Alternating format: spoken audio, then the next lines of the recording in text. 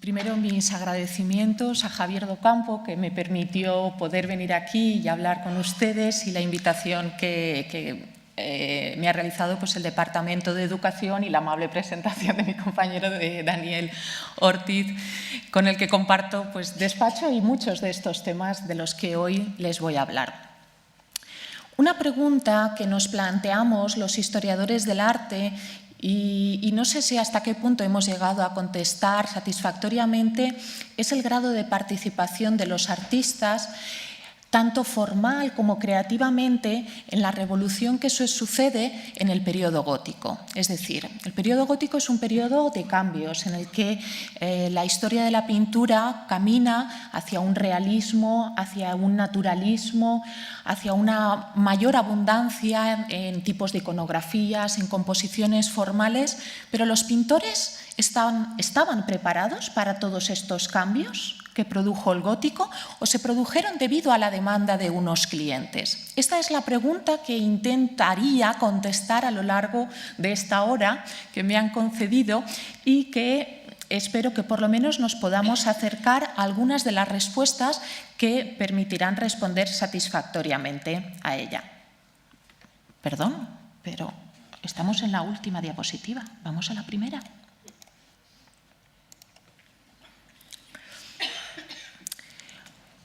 El camino es adentrarnos y comprender, por una parte, que durante el periodo gótico, y aquí les presento una de las imágenes, yo creo, una de las pinturas más espléndidas que alberga el Museo del Prado. Se trata de la tabla de Santo Domingo de Silos entronizado como obispo, realizada por Bartolomé Bermejo. Bartolomé Bermejo, cuando estaba trabajando en esta pintura, nos cuenta la documentación que se encerraba en una habitación para trabajar y que sus aprendices y compañeros de oficio que estaban confeccionando algunas de las tablas laterales no viesen exactamente qué es lo que él estaba haciendo. Sabía que técnicamente sus aportaciones, su dominio de la técnica al óleo era una novedad en ese momento. Esta revolución que se produce en el periodo gótico está acompañada además de una revolución en las formas, de una mayor profundidad iconográfica, como pueden ver. Por ejemplo, en esta tabla de Bartolomé Bermejo vemos representadas en la parte superior a las virtudes teologales, la fe, la esperanza y la caridad, y a los lados del gran sitial están representados las virtudes cardinales.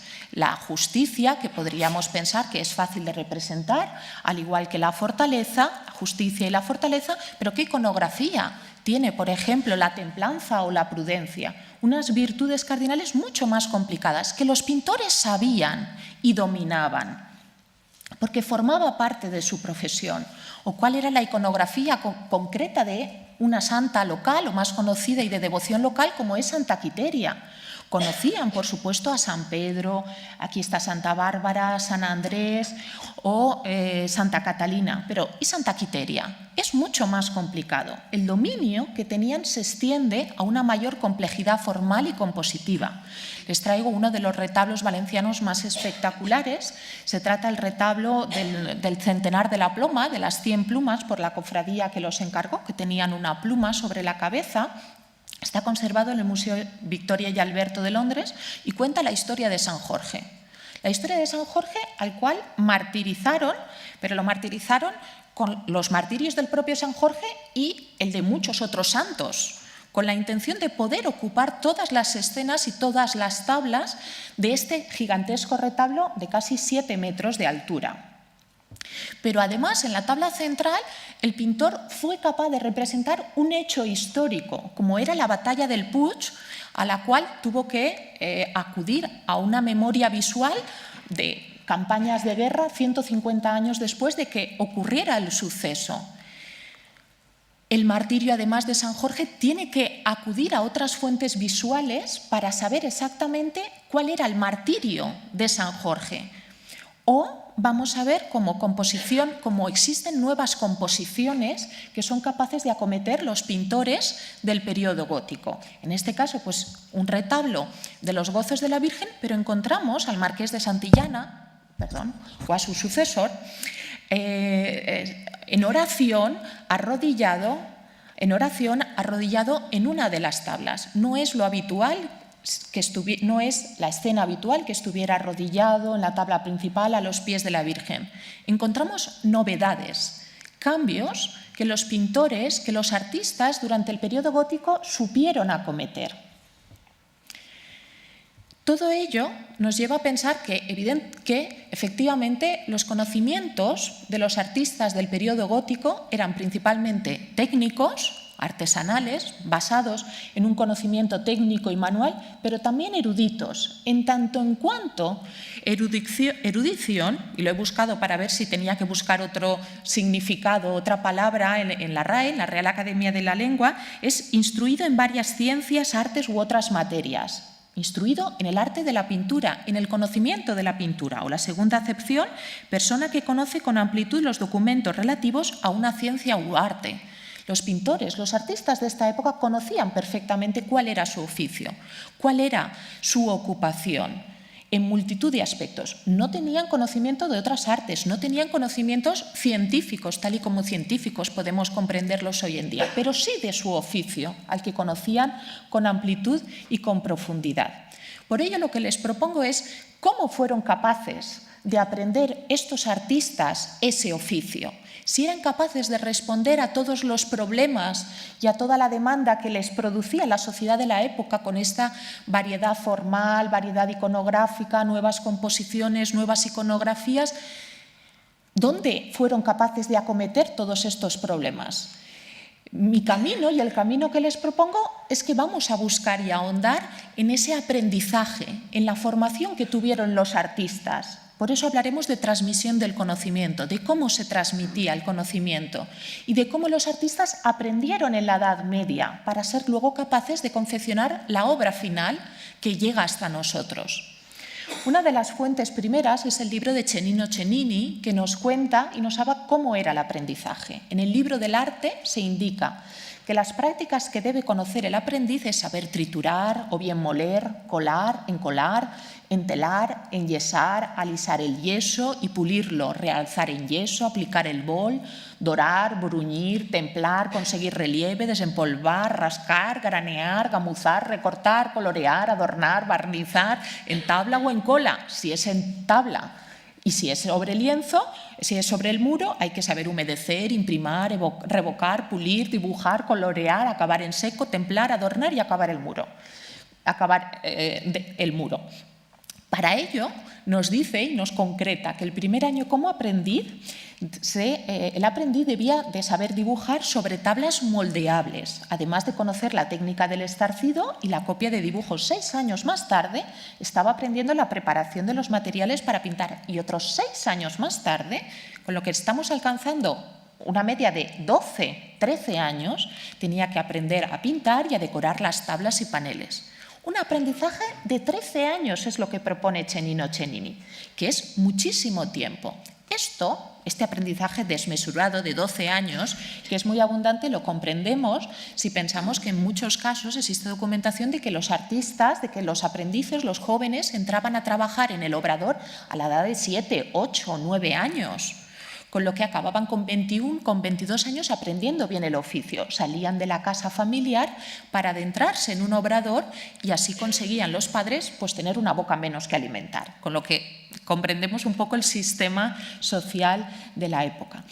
En esta obra pueden ver incluso como en esta representación religiosa de Santa Catalina y Santa María Magdalena, en la parte final lo que se representa es un taller de pintura en el que está el pintor hablando o concretando un contrato y las obras son expuestas en los escaparates, tal y como hacemos actualmente.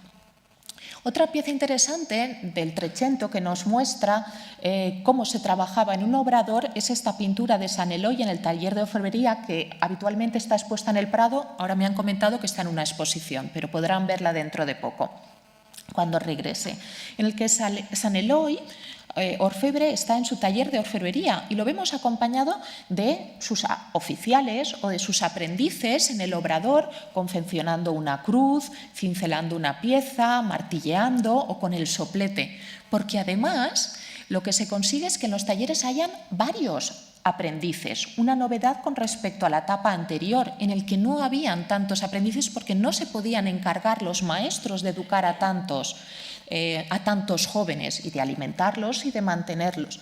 Pero en este momento se produce. ¿Qué es lo que pasa entonces en este momento para que puedan tener muchos ayudantes, muchos aprendices? ¿Qué sucede durante este periodo gótico?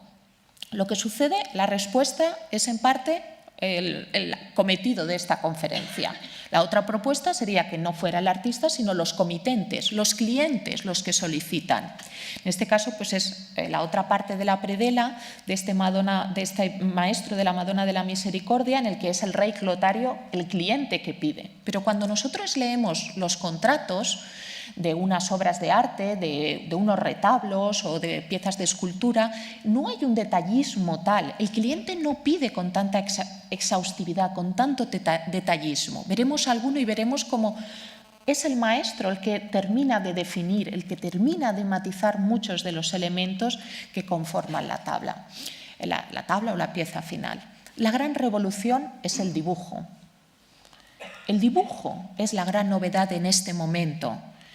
Son los dibujos los que marcan la diferencia con respecto a la etapa anterior porque proliferan y hoy en día se conservan muchos de ellos y es lo que vamos a ir rastreando.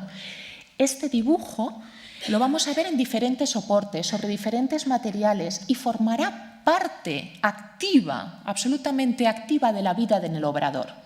En este caso, la imagen de portada que les traía es este cuaderno de dibujos de origen bohemio que está formado por 14 tablas de madera de arce plegable en la que hay diferentes modelos o diseños de cabezas, de animales, de personas, de Cristo, de la Virgen, de personajes corteses que el artista miraría o acudiría a este cuaderno de dibujos para confeccionar sus obras. Otro tanto sucede con este cuaderno de dibujos, que son 6 paneles de boj, de madera de boj, en los que vemos diferentes modelos, composiciones, rostros, figuras. Por ello, la propuesta es ver cómo el dibujo tiene unas funciones dentro del obrador muy concretas. Sirve como medio de aprendizaje para los discípulos. Ahora veremos serían anotaciones del natural, copias de obras ya realizadas, bocetos recordatorios de figuras o de composiciones, esquemas previos del pintor que servirían dentro del obrador para formar a los discípulos que posteriormente serán maestros. Pero además el dibujo forma parte del proceso creativo. Pero además el dibujo será un elemento de carácter legal durante el periodo gótico y tendrá tal importancia que al final el dibujo llegará a ser una obra en sí misma. No le hará falta el color, no le hará falta nada más que esa representación sobre lápiz, sobre punta de plata, sobre tinta china, en cualquier soporte para ser una obra en sí misma. Ese es el proceso de ser parte formativa, parte del proceso a ser una obra final. Vamos a hacer este camino y vamos a ver cómo el dibujo, primero, forma parte del sistema de aprendizaje, puesto que a través del dibujo los artistas van a pintar y van a representar la vida real y van a tomar nota del natural, ese cambio que se produce en el periodo gótico, que es mirar el mundo real y reproducirlo, es lo que van a hacer. Y muchos de estos dibujos hoy en día se conservan y el momento en el que aparecen a lo largo de la historia es en estos siglos XIV y XV. En este caso son unos ciervos que seguramente Giovannino de Grassi, un pintor italiano del norte de Italia, habría visto y representaría en su cuaderno de dibujos que lo acompañarían. O este caso mucho más concreto y mucho más complejo. Se trata de una iluminación de Bartolomé Dijck que está coloreando, que está utilizando un diseño anterior de los hermanos Limburg que utilizaron este diseño en las muy ricas horas del duque de Berry y que tenemos representado dentro del cuaderno de dibujos de Giovannino de Grassi. La composición es la misma y lo han utilizado diferentes artistas de diferentes países en diferentes cronologías, porque se transmitía, porque los dibujos viajaban y iban de unas manos a otras, de unos artistas a otros, porque formaban parte del repertorio de imágenes y del espacio de la práctica artística dentro del obrador. Eran ese punto de experimentación en el taller, de observación de la realidad que luego iban a utilizar los propios maestros y los propios aprendices que copiarían una y otra vez tantas veces como fuera necesario hasta alcanzar la maestría. Elementos más complejos como eran los profetas, como eran Cicerón y Ptolomeo, dos filósofos, o profetas, un hombre joven, y Noá, otro de los profetas, o composiciones de origen vienés, norteeuropeo, como es este caso, de personajes, de damas corteses que serían utilizados por los propios artistas. Pero además no solamente tenemos estos dibujos como medio de aprendizaje y transmisión, sino que en las propias obras, en territorio ya hispano, podemos observar cómo el aprendiz, los discípulos, se ejercitaban dentro del obrador utilizando las propias obras. Este es el retablo de Bernat Martorell, el retablo de Sant Pere de Púbol, conservado hoy en día en el Museo de Arte de Gerona, en cuya parte trasera lo que se ha visto son dibujos del maestro, de los aprendices, de los oficiales de taller, que dibujaban. No sabemos si obras ya realizadas, dibujos que circulaban por el taller del propio maestro o de sus compañeros, pero que aparecen y llegamos a contar 29 dibujos que los futuros maestros representaban en la parte trasera. No iban a ser vistos, pero era un lugar de experimentación, un lugar de trabajo y un lugar de observación. Esto nos permite comprender la evolución que tiene lugar entre los siglos XIV y XV y el paso entre lo que es un libro de modelos y un álbum de dibujos. Es una diferencia muy sutil, puesto que el libro de modelos lo que hace es una acumulación de modelos, de dibujos por parte de un artista, que puede ser un pintor, un escultor, o como el libro de modelos de Villard de Honnecourt, que era un arquitecto, que era lo que les presento aquí en esta imagen. Este libro de modelos recoge, son 33 folios, recoge cerca de 250 dibujos de temas muy diversos, como son elementos figurativos, inscripciones con explicaciones, plantas de iglesias, alzados o incluso grúas, que el propio Villard de Honnecourt había visto en todos sus viajes y reproduce en su cuaderno de dibujos para luego recordarlo, para luego tenerlo en cuenta. Desde ese libro de modelos que forma parte de un artista, que además tiene incluso un formato de cuaderno, tal y como nosotros lo tenemos, pasamos al álbum de dibujos, que tiene unas características mucho más desestructuradas, mucho más amplias. No tiene por qué ser de un artista, no tienen que ser las hojas del mismo tamaño, pueden ser acumulaciones de hojas que llegan a un maestro y las utiliza porque forman parte de su trabajo y de su formación. Estos primeros libros de modelos, además, nos sirven porque nos muestran la forma primitiva de pintar, la forma primitiva de dibujar. A esta técnica se le llama geometría descriptiva, porque lo que vemos aquí que realiza Villard de Honnecourt es una representación en un plano bidimensional, como es una hoja, que tiene un alto y tiene un ancho. Es una representación bidimensional. Lo que representa es una tridimensionalidad, es la realidad que es tridimensional. Por ello, existen problemas. Para nosotros resulta, hoy en día, como personas del tercer milenio, del 2015 y habituados a la publicidad, resulta un problema ver este alzado, que es el alzado exterior, y para darle el formato de exterior le ha dado esta forma en curva de las capillas absidiales de la Catedral de Reims. Este son el alzado de las capillas desde el interior, y esta es la forma que ha utilizado para realizarlo. Es muy descriptivo. O incluso, este es el dibujo de la torre campanario de la Catedral de Laon, que les propongo que vean. Y este es el alzado interior de la Catedral de Reims, y este es el exterior. Esta es la diferencia entre uno y otro. Este sería el tejado de la parte exterior, y en la parte interior lo que pueden ver es el triforio, que equivale a esta imagen interior. Con lo que hay dibujos que podemos comprenderlos muy bien, pero hay otros que nos fallan. Este nos falla. En este tenemos un problema, porque lo que ha hecho Villard de Honnecourt es mirar desde abajo y dibujar la fachada o las torres de la fachada de la Catedral de Laon. Estas esquinas en punta, que nosotros, si no viéramos el original, no comprenderíamos qué significa esta punta aquí, son estas esquinas que ven aquí. Él las ha distorsionado para poder representarlas mucho mejor. Pueden ver incluso los toros que actuaban como gárgolas en la parte superior. Pero es un dibujo que para nosotros resulta extraño, porque lo que no han conseguido es alcanzar el uso de la perspectiva. Porque todo forma parte de un camino, de un proceso, y a la perspectiva todavía no hemos llegado. Pero lo que sí que permitirá este dibujo, esta geometría descriptiva, es llegar al paso siguiente, que es el arte de la montea, que es la estereotomía de la piedra. Es el paso siguiente que permitirá llegar al conocimiento y al uso adecuado de la perspectiva que alcanzarán los pintores del Renacimiento. El arte de la montea o de la estereotomía de la piedra, montea es el dibujo o el plano que se hace de tamaño natural de una bóveda, ya sea de una bóveda en el suelo o en la pared, de cualquier elemento arquitectónico, para tomar las medidas y las formas de sus diferentes partes, para obtener las plantillas que luego utilizarán para enseñar a los lapicidas cómo tiene que ser cada una de las piezas que tienen que tallar.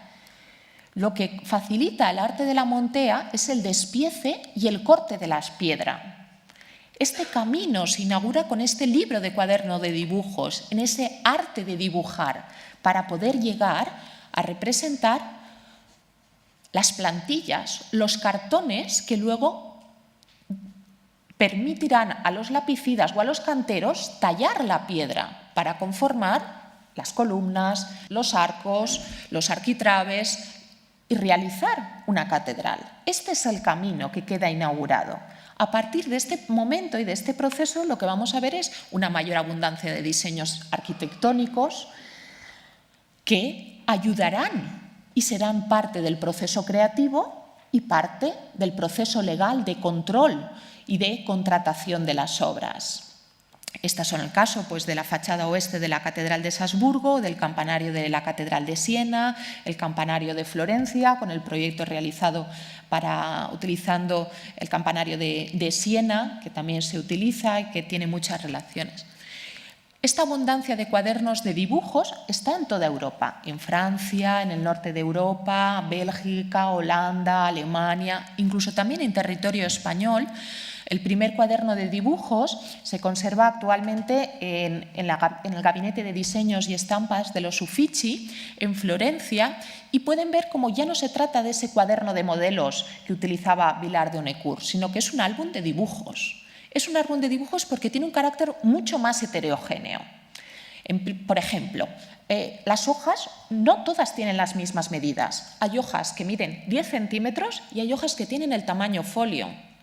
Es un álbum. Hoy en día están todas separadas, pero formarían parte de una carpeta que llevaría un maestro, no sabemos ni siquiera de qué nacionalidad o nacionalidades fue utilizado, para emplearlo como un recurso memotécnico de las obras que posteriormente iba a realizar. Tenemos dibujos realizados por un maestro valenciano. Tenemos en este álbum de dibujos un cuaderno, unas hojas realizadas por un artista posiblemente holandés. Tenemos unas hojas realizadas por un maestro italiano, posiblemente Starnina. Tenemos un maestro que confecciona unas escenas de carácter cortesano o laico. Y tenemos incluso unas hojas de tamaño más pequeño con el que se hacen letras del alfabeto. Esta heterogeneidad, pero todas formaban parte de un álbum de dibujos que poseería un maestro o varios maestros, se iba sucediendo, porque eso también sabemos que pasaba, que estos álbumes de dibujos podían pertenecer a un maestro y luego se lo pasaban a su discípulo o a un aprendiz o era vendido a otro maestro. Vamos a ver cómo incluso existen entre estas hojas del cuaderno de dibujos copias e imitaciones. Es decir, tenemos un león realizado por un maestro holandés y en otras hojas otro león realizado, en este caso, por el maestro valenciano. O una representación de la Virgen sobre un dosel y una representación de la Virgen con un dosel realizado por otro maestro. Se están copiando, se están mirando, se están imitando unos a otros. Y eso formaba parte del álbum de dibujos. Además, el dibujo formaba parte del proceso creativo de las obras. No solamente era parte del proceso de aprendizaje, sino parte del proceso creativo. En este caso les traigo dos obras que podrían pensar que prácticamente que es la misma obra. Una tiene más color, la otra la imagen es un poco más mala, podríamos decir, pero se trata de dos obras diferentes. Aquí tenemos a Santa Lucía con los ojos sobre la bandeja y en este caso tenemos a Santa Bárbara con la torre en la mano. La composición es exactamente la misma y lo que advertimos en este caso es la utilización de unos cartones que reproducirían la imagen de esta santa. Tienen las dos el mismo tamaño, tienen las mismas dimensiones, simplemente ha cambiado el atributo iconográfico que las define, como Santa Lucía o Santa Bárbara. Esto que pensamos que siempre se había utilizado durante el Renacimiento en Italia, lo encontramos en la península ibérica a principios del siglo XV, como usos que determinan el periodo medieval.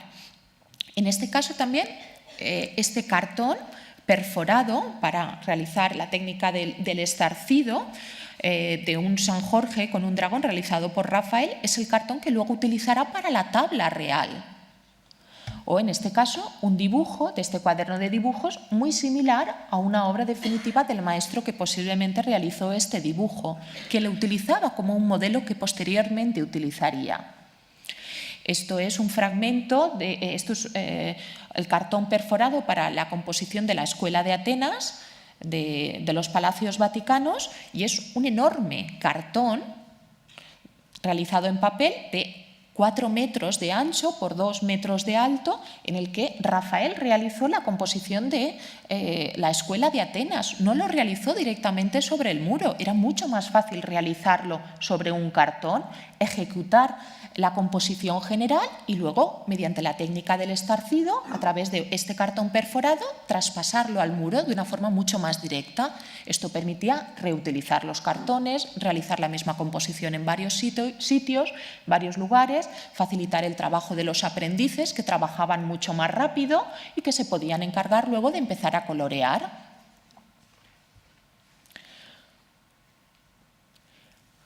Pero además las nuevas tecnologías nos proporcionan un campo de trabajo absolutamente maravilloso. Este es el caso de una tabla conservada en el Museo Metropolitano de Nueva York, el Metropolitan Museum, en el que cuando se empezó a restaurar esta pieza, lo que se dieron cuenta es de que en el visible lo que existía era una representación de una reina, pero la reflectografía lo que mostraba era una virgen con el niño.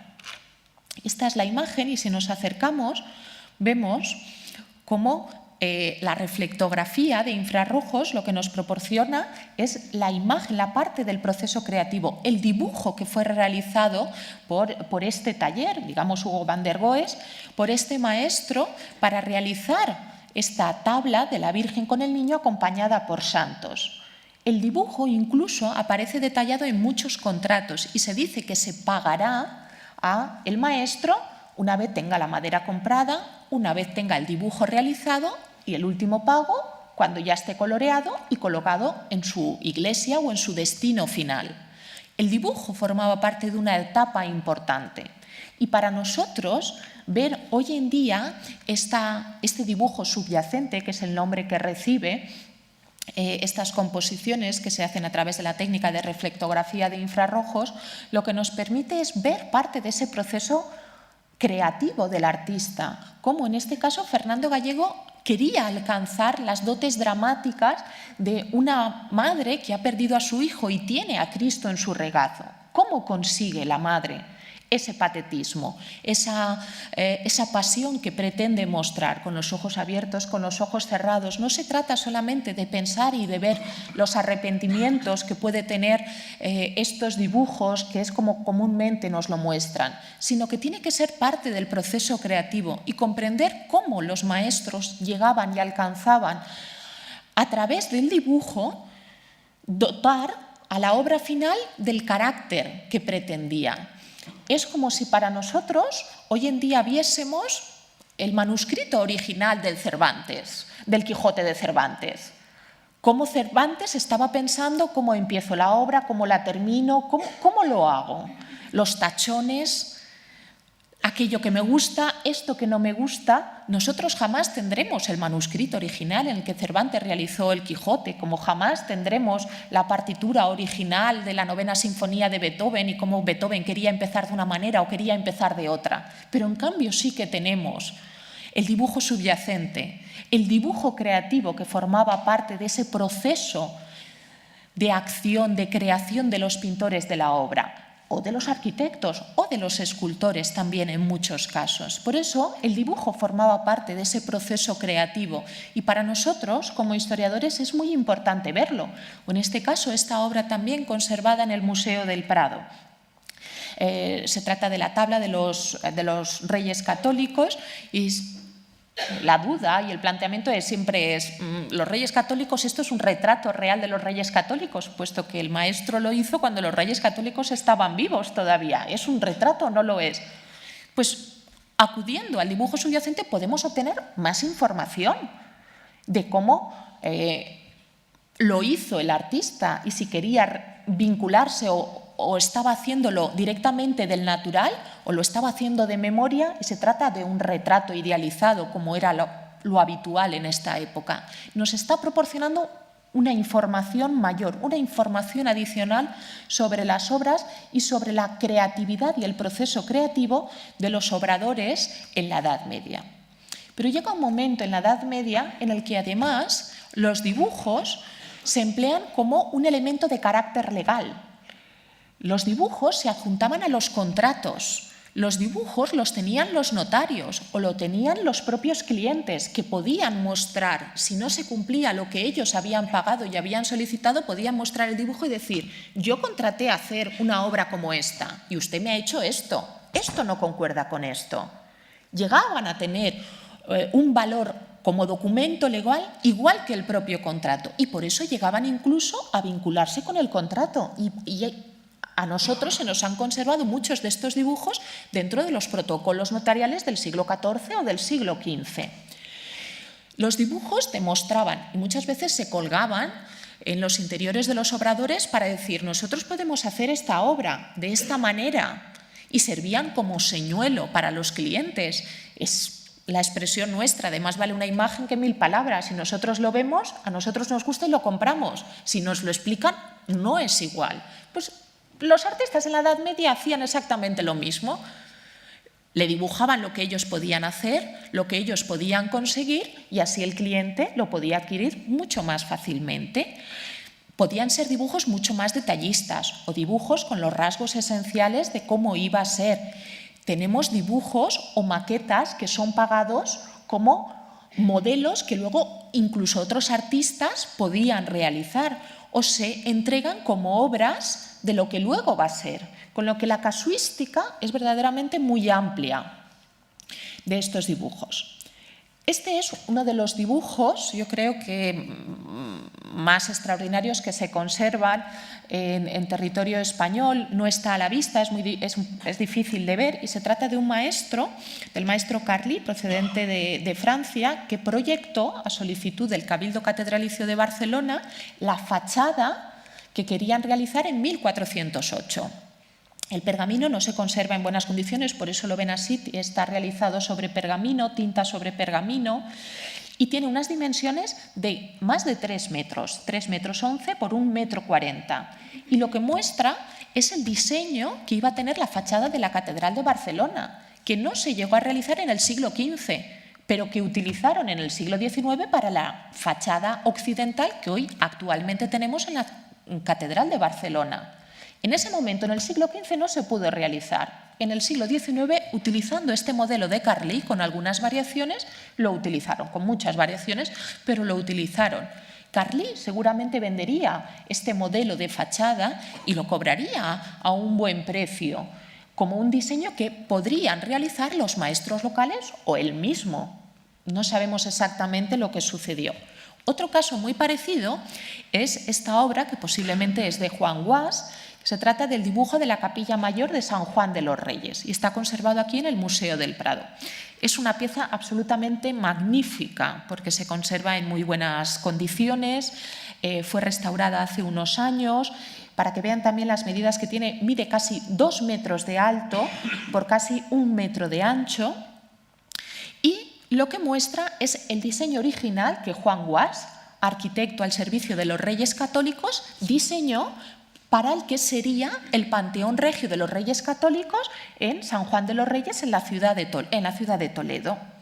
La obra no se realizó exactamente tal y como la diseñó Juan Guas. Como ustedes saben, tras la conquista de la ciudad de Granada, los Reyes Católicos deciden enterrarse en Granada, en la nueva ciudad y en la última de las ciudades que serían conquistadas en territorio español, con lo que cambiaron su lugar de enterramiento y no se realizó el diseño de San Juan de los Reyes acorde con este diseño de Juan Guas debido a estos cambios, pero en gran medida conserva el diseño de Juan Guas, desde la estructura de la bóveda, con las claves, las bóvedas laterales, como pueden ver aquí, con esta estructura de bóveda cuadrilobulada, cuadriforme. Estoy hablando de pintura y se me olvidan los términos. O los arcos de medio punto, o el retablo que finalmente no se llegó a realizar. La única novedad o gran diferencia es este andillo que tenemos representado aquí, que en la obra final no se llegó a realizar, pero en gran medida mantiene todas las formas, desde las columnas, la decoración de los paneles murarios, esta decoración cuando ustedes acceden a San Juan de los Reyes con esta decoración profusa de los Reyes Católicos. Mantiene en gran medida. En este caso también conservamos muestras que hoy en día están adjuntas a los propios contratos. La más famosa es el esquema original del retablo de la Verge dels Consellers, de la Virgen de los Consejeros de la ciudad de Barcelona, conservado en el Archivo Histórico de Barcelona, en el que no vemos, por ejemplo, la representación de las figuras o la decoración que existe en la parte superior de la maçonería, pero sí que está detallada. Es decir, en la parte central dice la imagen de Madonna Nostra Señora amb lo fill al braç, la imagen de Nuestra Señora con el niño en el brazo, con el niño en brazos, tal y como aparece en las tablas laterales, vestida de azul, en las tablas laterales los nombres de los consejeros protegidos por Santa Eulalia o los otros consejeros protegidos por San Andrés, con los ángeles músicos en la parte trasera. Estaba todo perfectamente detallado. Y a través del contrato, además, sabemos que tenía una predela que hoy en día no se ha conservado. Tenemos otros ejemplos, por ejemplo, este retablo de la ermita de Santa Catalina para Villanueva de Gállego, en Zaragoza.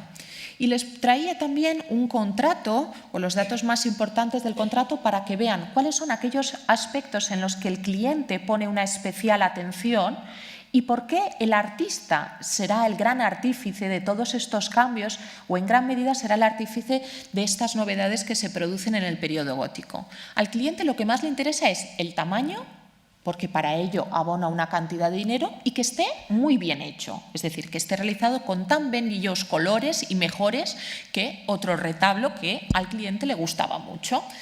Por eso, Bernardo Gorday y su esposa, el 20 de febrero de 1420, se comprometen con Pedro d'Odena a realizar un retablo de madera y de pintura de 9 palmos y medio de ancho y 14 palmos de ancho, más o menos, más el banco, más la predela, que estaría en la parte inferior, según un modelo, según un patrón de papel, porque además lo concreta, realizado en papel de la forma mayor, con una forma determinada, es decir, no es que tuviera una forma, sino que tiene unas dimensiones.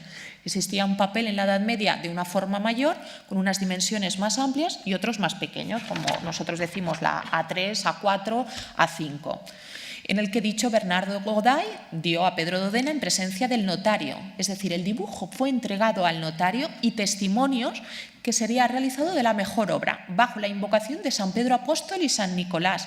Tiene que estar bien pintado y dibujado con sus historias y bellos colores a juicio de menestrales, es decir, sería supervisado por otros artistas expertos en semejantes obras y de tan bellas y mejores figuras que otro retablo que se conserva, y además lo dice en la capilla del claustro de predicadores bajo la advocación de Santa María de la Leche en la ciudad de Valencia. Todos estos detalles son los que proporciona, pero no te dice cuáles son las escenas de los gozos de la Virgen, que el artista ya sabía, que el pintor ya sabía cuáles eran las devociones locales. No dice cuál es la iconografía de San Nicolás, porque el artista ya lo sabe, ni cuál es la iconografía de San Pedro, ni el atributo de San Pedro, porque ya lo sabe. Estos son otros casos en cronologías más o menos similares, descendiendo al siglo XIV, es la mazonería del retablo de San Marcos, contratado a Juan de Leví en 1391, o este boceto a mano alzada realizado por Ferrer Bassa para el retablo mayor de Pedralbes, que no llegó a realizar él por problemas económicos, pero que realizaron unos discípulos suyos años más tarde, en 1368, los hermanos Serra. O este caso mucho más peculiar. Se le encarga a Egas-Koeman el sepulcro, la capilla, la confección de una capilla, la decoración de la capilla de don Alonso de Velasco en la capilla de Santa Ana en el monasterio de Guadalupe. Este es el dibujo del sepulcro, la decoración que estaría en la entrada, en el acceso a la capilla, y la decoración de la bóveda que confeccionaría Egas-Koeman. Esta es Santa Ana porque es la capilla de Santa Ana. Esta es la obra que se encarga, pero tanto el texto como la obra final distan mucho de la obra que finalmente se realizó, de la obra que acordaron en el dibujo. Este es el dibujo y esta es la obra final. Seguramente llegaron a un acuerdo en el que el artista o el cliente vería otras piezas y diría quiero cambiar, y no se llegó a realizar tal y como muestra el dibujo, pero esos dibujos se adjuntaban a las obras. No siempre hay que fiarse de toda la documentación, pero vemos diferentes casos que nos ayudan a comprender cómo funcionaba el taller y cómo el artista, en este caso, lo que propuso fue un modelo mucho más acorde con otras obras que él había realizado y que pensaba que iban a satisfacer más al cliente, que se lo propondría y que además aparecerían pues más figuras, tiene una composición más moderna acorde con las novedades que se estaban dando en esta época. El objetivo de todo ello es controlar la forma, controlar la obra final que se va a realizar, y a través del dibujo y de este proceso creativo, del control de los aprendices, del dominio del dibujo en la obra final como documento, se controlaba qué es lo que se iba a hacer y cómo iba a hacerse. Un ejemplo de ello lo tenemos en este campanario de la Catedral de Valencia, que se empezó a realizar en 1376 y finalmente se terminó en 1431. Son varios los artistas, pero a través de la documentación lo que tenemos es que en 1376 se paga a un artista para que viaje a Lérida y realice un dibujo del campanario de Lérida, que en ese momento era muy importante y les gustaba mucho y podían utilizarlo como modelo.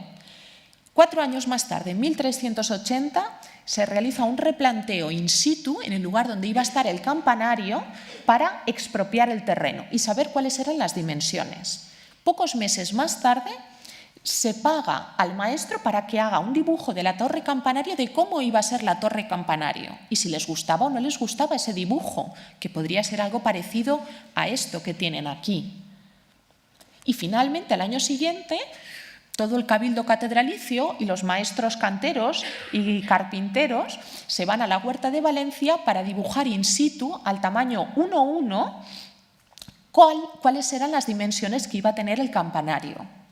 Esta necesidad de ver in situ y de observar a través del dibujo o a través del replanteo formaba parte de la práctica habitual de las obras. Finalmente, el campanario se termina en 1431. En 1424 se termina el antepecho que realizó Martí Llobet y que estaría copiando ese dibujo original que posiblemente realizó en 1376 Andreu Julià, que es el que fue a Lérida para ver el campanario de Lérida.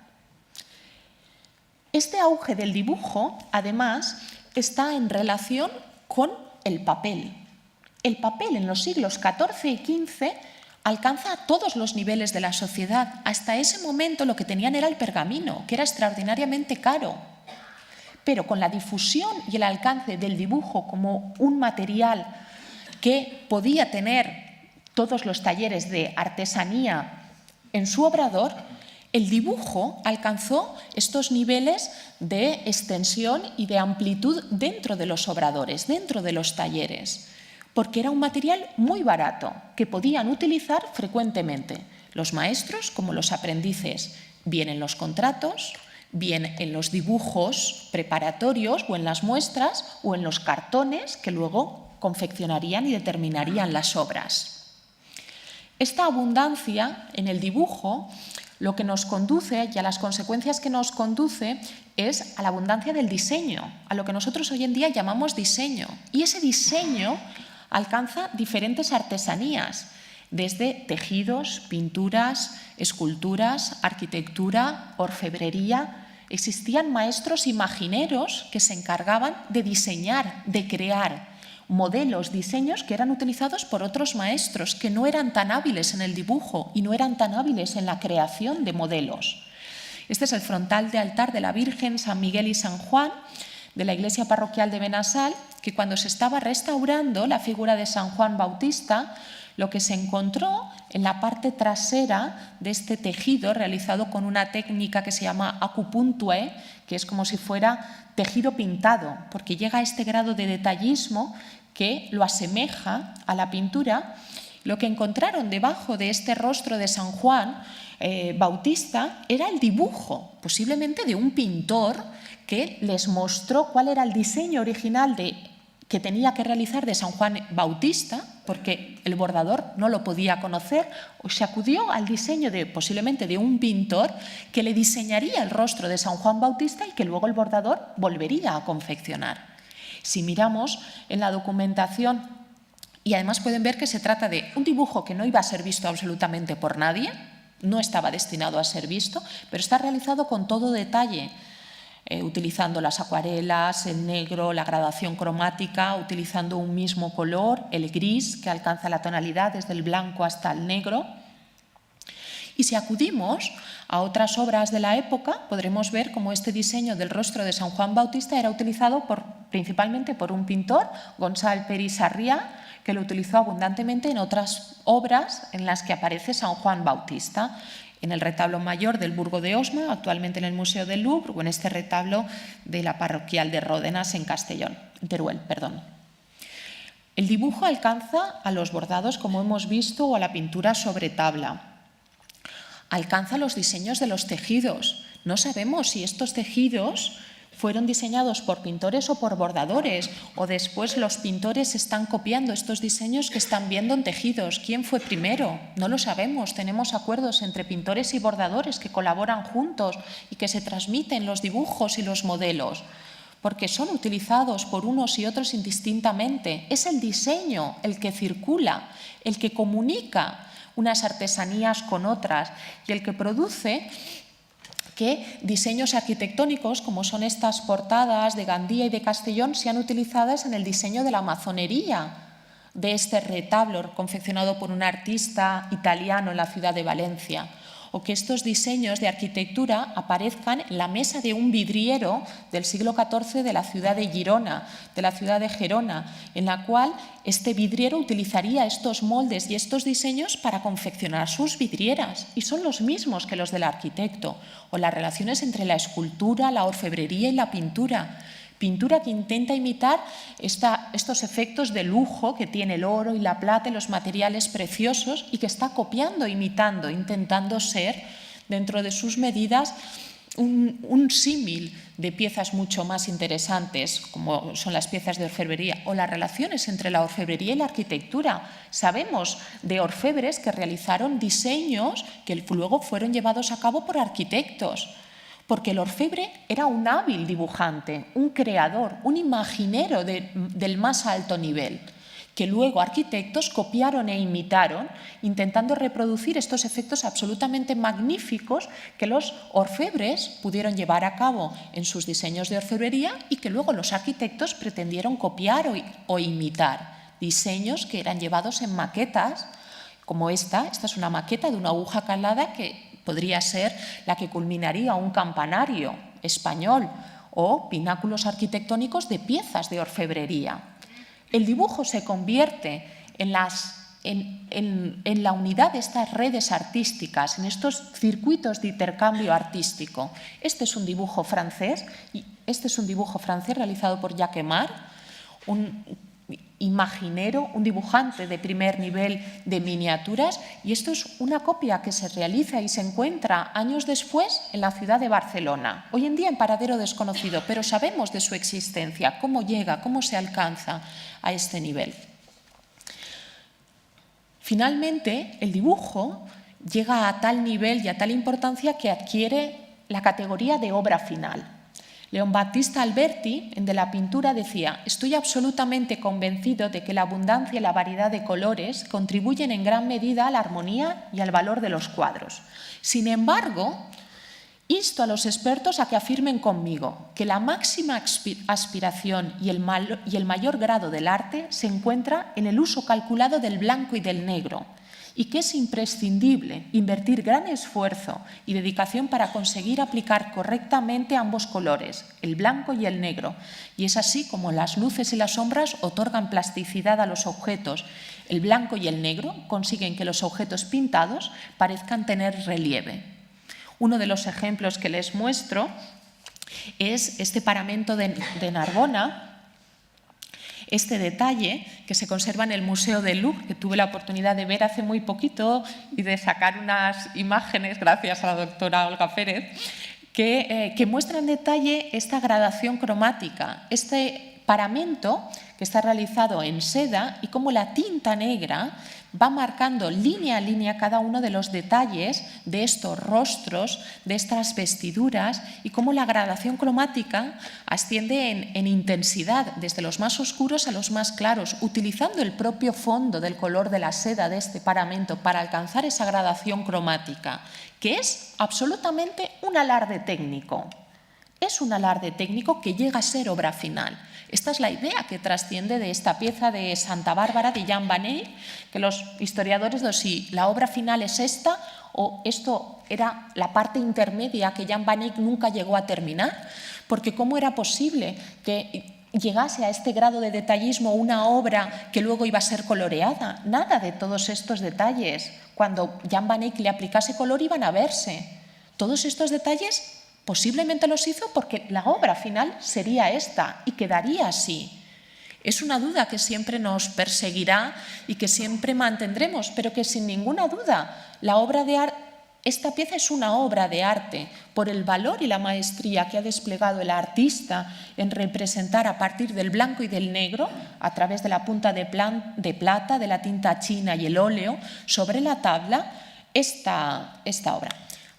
En el siglo XIV ya tenemos iluminación en blanco y negro, como son estos dibujos que se realizaron de varias miniaturas francesas del siglo XIV, que son el preludio de la grisalla.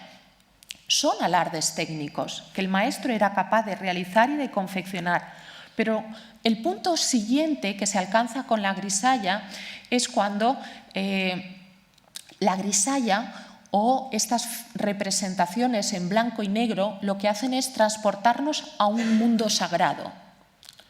Muchas veces vamos a ver cómo las pinturas del siglo XV, cuando intentan mostrarnos a unas figuras sobrenaturales, a unas figuras sagradas, y distanciarlas de las terrenales, lo que van a hacer es representarlas en blanco y negro, en estas grisallas, frente al color en el que están representados los donantes, que son donantes terrenales del mundo actual.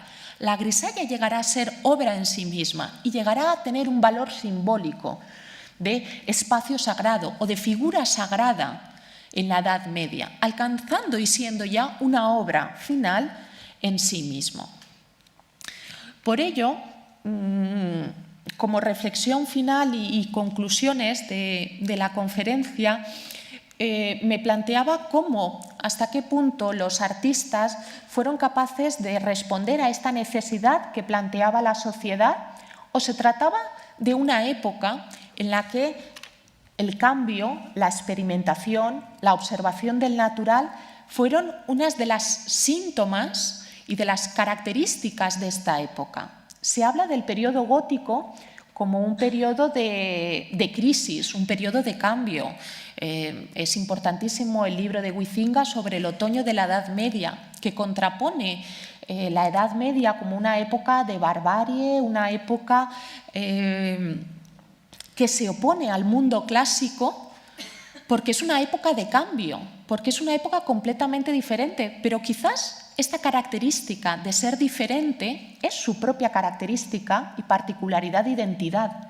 Es una época en la que los artistas están acostumbrados, buscan y proponen el cambio, buscan la experimentación, buscan la innovación en cada uno de los diseños, siendo esta su identidad más significativa y que marcará este periodo como una época de cambio, de crisis o de otoño, según se mire. Muchísimas gracias por su atención.